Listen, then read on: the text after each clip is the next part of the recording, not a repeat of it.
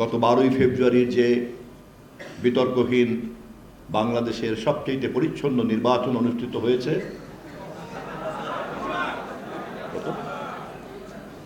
সেই নির্বাচনে যদি কম বেশি বিতর্ক থেকেও থাকে, এর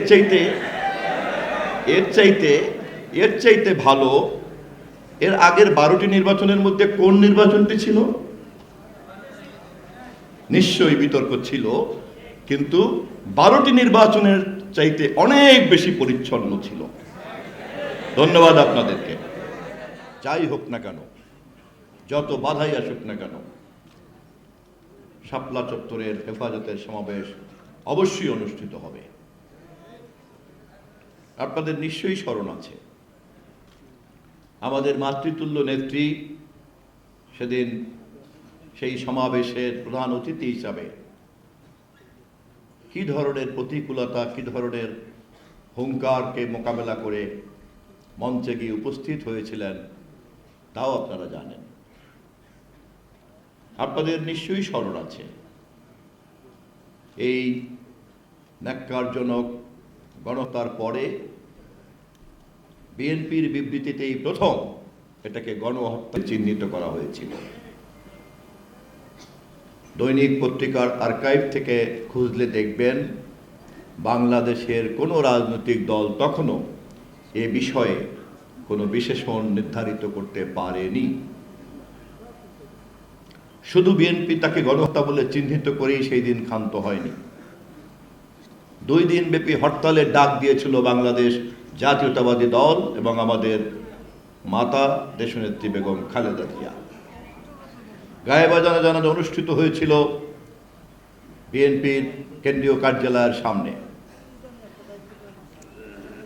হত্যাকারীরা যখন এই অপরাধকে ভিন্ন খাতে প্রবাহিত করার জন্য নানান রকম বিকৃত তথ্য ছড়াছড়ি করতে শুরু করলো,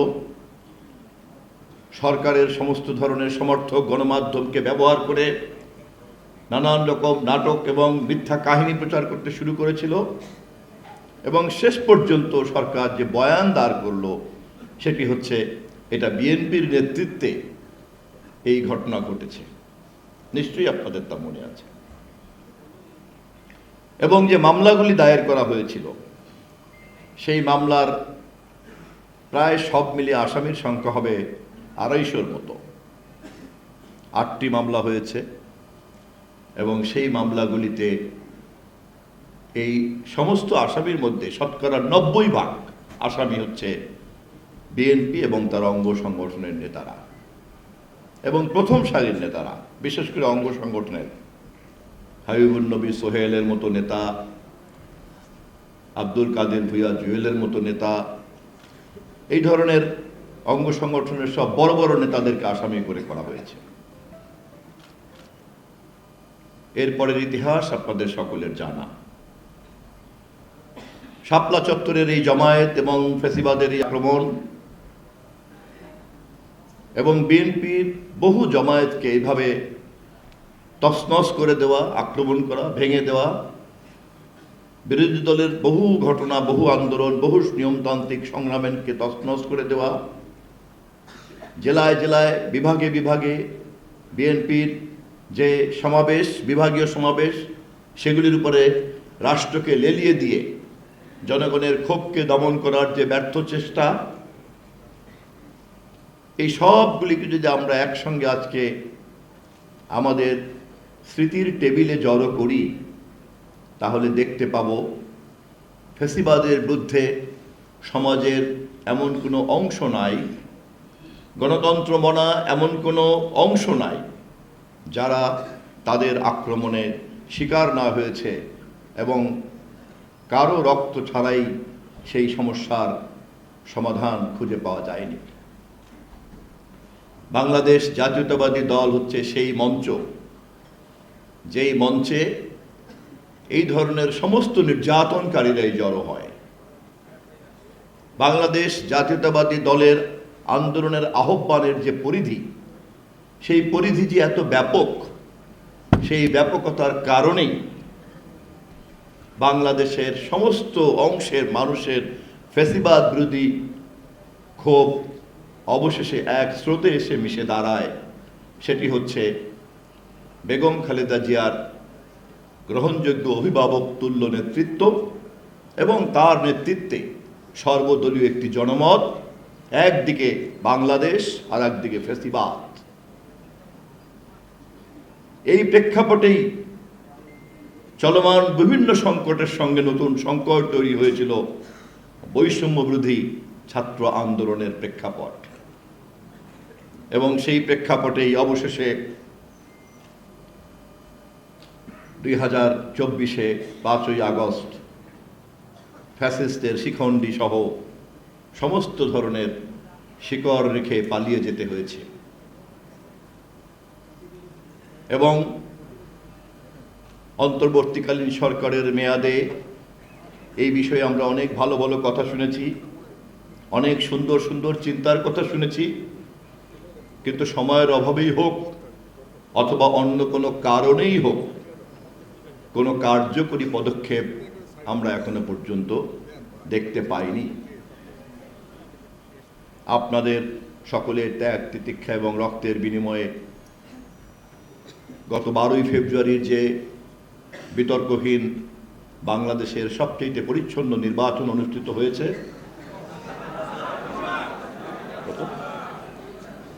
সেই নির্বাচনে যদি কম বেশি বিতর্ক থেকেও থাকে, এর চাইতে ভালো এর আগের 12টি নির্বাচনের মধ্যে কোন নির্বাচনটি ছিল? নিশ্চয়ই বিতর্ক ছিল, কিন্তু 12টি নির্বাচনের চাইতে অনেক বেশি পরিচ্ছন্ন ছিল। ধন্যবাদ আপনাদেরকে। সেই নির্বাচনের মধ্য দিয়ে গঠিত একটি সরকার আজ তারেক রহমানের নেতৃত্বে বাংলাদেশের সরকার গঠন করেছে,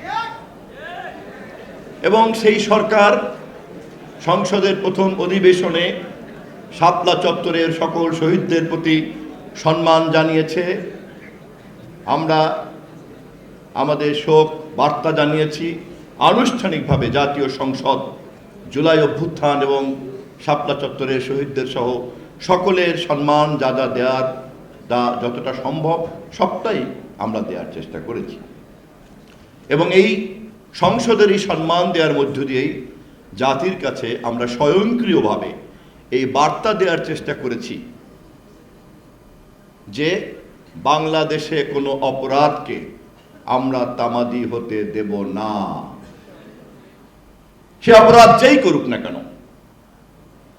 1971-এর মুক্তিযুদ্ধের গণহত্যা শুরু করে শাপলা চত্বরের এই হত্যাকাণ্ড পর্যন্ত, যাহা হত্যাকাণ্ড, যাহা মানবতা বিরোধী, যাহা অন্যায়, যাহা ন্যায্যতার বিরুদ্ধে এবং যা সর্বশক্তিমানের আইনের বিরুদ্ধে, তেমন কোনো অপরাধকে আমাদের সরকার তামাদি হতে দেবে না। কিন্তু এই কাজ করার জন্য আমাদের সকলের সহযোগিতা লাগবে। সরকার উদ্যোক্তা হতে পারে, কিন্তু বাস্তবায়নের জন্য সকলের সহযোগিতা লাগবে। রাজনৈতিক দলের শক্তি আর সামাজিক শক্তি কিন্তু কখনো সমান সমান হয় না, এবং একটি রাজনৈতিক দল তখনই সার্থক হয় যখন সেই রাজনৈতিক দল করে না এমন সামাজিক শক্তির কাছেও গ্রহণযোগ্যতা পায়। এবং সে কারণেই আমরা যারা বিভিন্ন রাজনৈতিক দলের নেতাকর্মী এবং আমাদের যাদের অনেকেরই অনেক সংগঠিত শক্তি আছে, আমাদের অনেক অর্গানাইজড, আমাদের অনেক রেজিমেন্টেড ক্যাম্প আছে, আমরা অনেক সময় এই কথাটা ভুলে যাই। আমরা যখন কথা বলি তখন বিশাল সমাজের পরিধির যে সাগর সমতুল্য এবং আকাশ সমতুল্য যে ক্ষমতা, তাকে আমরা ভুলে যাই। আমি বিনীতভাবে অনুরোধ করব, আমাদের যে সমস্ত চিরন্তন চাওয়া পাওয়া, যা আমাদের সকলের কাছে গ্রহণযোগ্য যে লক্ষ্য, সেই লক্ষ্যগুলি অর্জন করার ক্ষেত্রে আমাদের মধ্যে কিন্তু খুব চমৎকার একটি ঐক্য তৈরি হয়।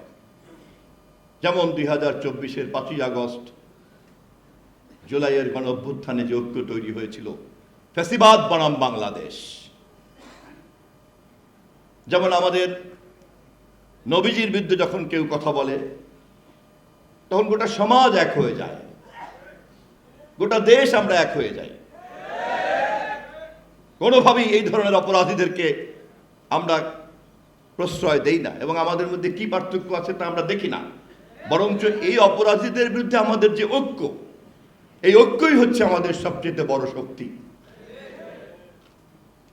শাপলা শহীদদেরকে স্মরণ করতে এসে আমি আমার বক্তব্যের শেষে তাদের প্রতি এই গভীর শ্রদ্ধা এবং তাদেরকে যে শ্রদ্ধার সঙ্গে যে স্মরণ এই সংসদে আমরা করেছি, তাকে আরও অনেক বেশি মূর্তমান করার জন্য আপনাদের বক্তব্য এবং আমাদের সংসদের যে শোক প্রস্তাব, এই দুটিকে আমি সংমিশ্রণ করে মাননীয় প্রধানমন্ত্রী, আমাদের দেশের নির্বাচিত প্রধানমন্ত্রী, জনগণের নেতা, বিএনপির চেয়ারম্যান, তার কাছে পৌঁছাবো।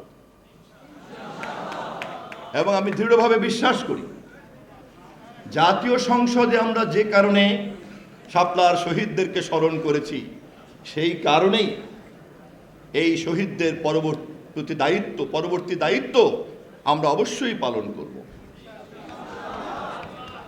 আমাদেরকে খেয়াল রাখতে হবে, আমরা যখন শাপলা নিয়ে কথা বলি, অথবা আমরা যখন জুলাই নিয়ে কথা বলি, অথবা যখন আমরা 52 নিয়ে কথা বলি, যখন আমরা 69 নিয়ে কথা বলি, তখন আমাদেরকে খেয়াল রাখতে হবে এই প্রতিটি ঘটনারই সম্মিলিত ফলাফল হচ্ছে বাংলাদেশ। এই ঘটনার প্রতিটিরই সম্মিলিত ফলাফল হচ্ছে বাংলাদেশের মানুষের ধর্মীয় মূল্যবোধ, এবং এই সকল ধরনের আত্মত্যাগ এবং শহীদের রক্তের সম্মিলিত ফলাফল হচ্ছে এই দেশের সার্বভৌমত্ব এবং এই দেশের স্বনির্ভরতা এবং উত্তর সমৃদ্ধি।